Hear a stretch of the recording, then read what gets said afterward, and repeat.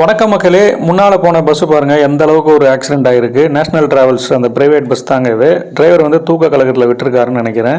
நானே வந்து அந்த இடத்துல தாங்க இன்னொரு பஸ் லாகிங் பண்ணும்போது ஒரு 10 நிமிஷத்துக்கு முன்னாடி தான் அந்த இடத்துலேருந்து நாங்கள் பாஸ் ஆகணும். விக்ரவாண்டி அப்படின்ற இடத்துல தான் இந்த ஆக்சிடென்ட் ஆகிருக்கு. இதை ஃபுல்லாகவே இந்த வீடியோவை நீங்கள் பாருங்கள். உயிர் சேதம் வந்து எதுவுமே ஏற்படல, எல்லாருக்குமே சமத்தை அடிபட்டிருக்கு. ஒரு பைக்கர்ஸ் வந்து வீடியோ லாகிங் பண்ணும்போது அவருடைய கேமராவில் தான் அது வந்து கேப்சர் ஆகிருக்கு. ஐயோ, ஓ மை காட்.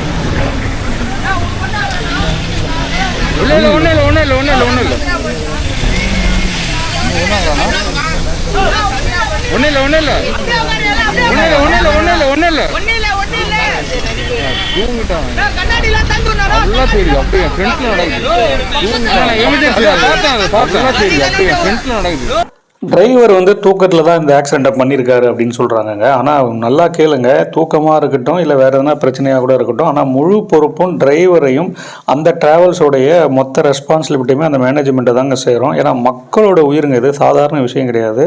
இதே மாதிரி போயிடுச்சுன்னா இதுக்கு என்ன தான் தீர்வுன்னு தெரிலங்க.